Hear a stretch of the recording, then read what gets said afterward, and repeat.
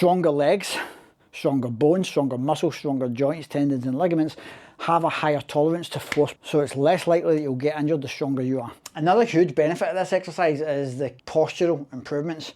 So because of this is in the Zercher position like this, your upper back, which is, you know, your spinal extensors that can either be rounded or in this position here, all the upper back muscles that contribute to that extension effect and upright posture have to fire. A lot of people get ITB syndrome down here because they lack usage of the muscles in the joints this way.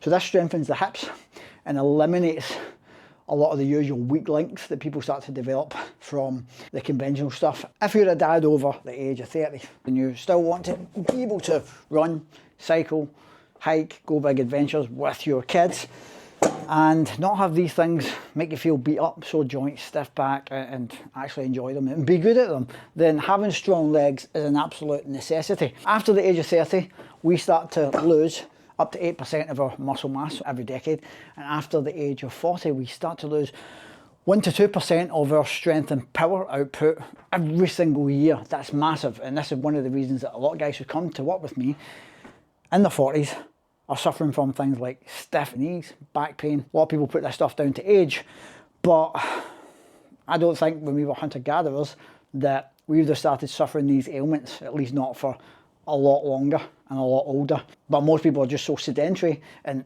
inactive these days that it happens a lot quicker. So we start to age faster. In this video, I'm going to give you 3 of my best movements to help make your lower body stronger, more athletic, and have more power output so you can live a physically capable life for a long time. I'm Dean, former military physical trainer.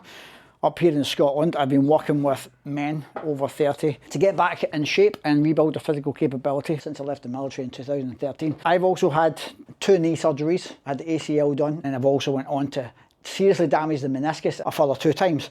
I've been told never to run again, to give up hiking mountains, and because of the training I do, I've been able to come back each time and get back into trail running.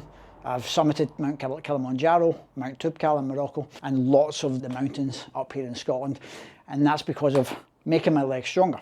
First and foremost is a split squat, and it's any split squat variation. I'm going to demo a Bulgarian split squat, so the strength is done on one leg, and we're pretty much getting every muscle group in the lower body here, plus a lot of stability because we're focusing on one leg and taking a lot of the weight bearing off the rear leg, because I've got that up on the bench, as you'll see as the camera lowers back down. So if you have poor stability, this is going to help get stronger and more stable, produce more power output, which has a carryover into hiking, running, cycling, but also reducing injury risk as well, because stronger legs, stronger bones, stronger muscles, stronger joints, tendons and ligaments have a higher tolerance to force, so it's less likely that you'll get injured the stronger you are. There's a lot of ways to do these.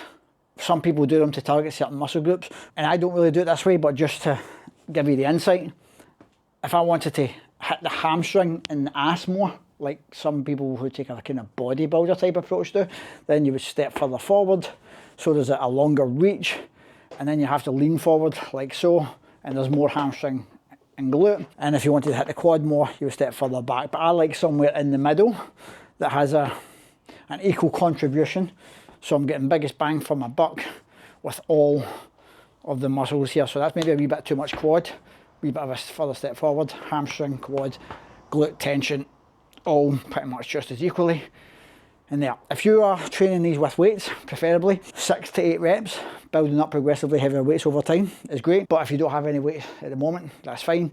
You can just go for muscular endurance, which is also really beneficial, and building up to really high reps like 25, 30, even 35 per leg on every single set. The second one is lateral lunges, or any form of lateral movement, and what I mean by that is moving this way.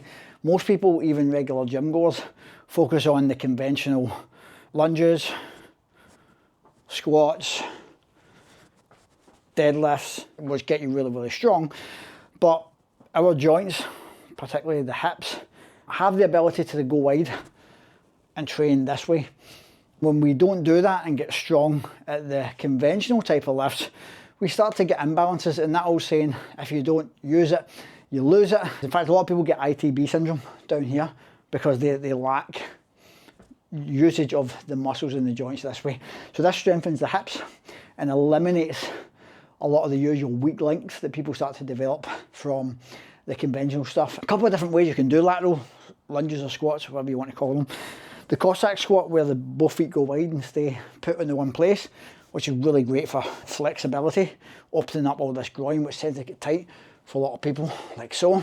However, and I did these this way for quite a long time, but the past 5 months of rebuilding from my most recent knee injury, I've been doing them like this, where we come up each time and then go into the next leg, like so. And this has been hitting my hamstring like nothing else, fatiguing the hamstring in a way that even hamstring curls don't.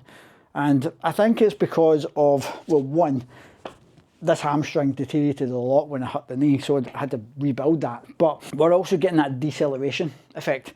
When we step out, we need to control the body weight that's coming down at a speed. And then when we step back, we have to spring off. So we're getting more of the fast twitch muscle fibers, having to be a wee bit more explosive and stepping back up, and having to switch on really, really quickly in order to decelerate as well. The third one is a Zercher March. Appreciate this. A barbell, not everyone will have access to this, but the same movement can be done holding a different implement, whether it's 2 kettlebells in the front rack or a heavy dumbbell in the goblet position, or 1 heavy kettlebell in the goblet position. So Zercher position, we basically get the bar in the crease of the elbows, and what we do is step back here, and we're going to march with a half a second pause at the top of each one. And what we're getting there is strength and stability. I'll put this back whilst I explain. The body is one piece, and I'm a big fan of training it in a way that links everything together. I think this is way more beneficial for your core than just spamming yourself with sit-ups, crunches, and only trying to train the abs. Everything has to kick in this position. And it's one of those exercises that you don't really have to worry much about mind-muscle connection and trying to feel it in a certain muscle, because it's so challenging that everything just fires. And it's something that can really wake up sleeping muscles that haven't been activated in a long time. You're getting the hip flexor strength as well, because you're raising the hip flexor like this, which is what helps you raise the leg.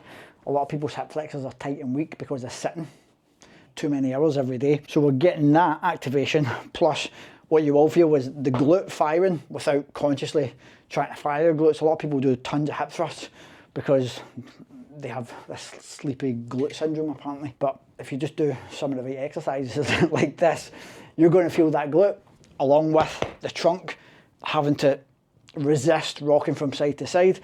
You'll feel the hamstring light up, and the quad, and the feet having to work hard with the ankles, and that has tons and tons of carryover into athletic endeavours like long days hiking the mountains, running on the trails, even running on the roads. But this is one that will be a complete game changer. It's one of my favourites. I love using it. I highly recommend you add this in as well. Another huge benefit of this exercise is the postural improvements. So because of this is in the Zercher position like this, your upper back, which is, you know, your spinal extensors that can either be rounded or in this position here, all the upper back muscles that contribute to that extension effect and upright posture have to fire. They absolutely have to fire, because you've got this solid weight here, and if you let that pull you forward, then you know you're just going to fucking roll and not be able to hold this up and do the exercise properly. So without having to overthink, they just kick in anyway, and you're getting that along with all the lower body and trunk contribution that I was just speaking about. So yeah, if you haven't already, get these into the program. Thanks very much for watching. I'd like to hear from you in the comments. Are you training lower body already? If so, do you train lower body just to be fit and strong, which is totally fine, or do you train it specifically to contribute to any sort of athletic activity that you're still trying to keep up? And did you learn anything new in this video? Is there anything that you're going to take away and experiment with, add into your own program? I'd love to hear about it. If you're not quite achieving your own fat loss, strength, physical capability goals yet, I've written the Daily Debrief, which is a free email series full of some of the best stuff that I know in helping midlife guys get back in good physical condition. I'll put the link to that somewhere around this video in the description or the comment section. Thanks for watching. Catch you on the next one.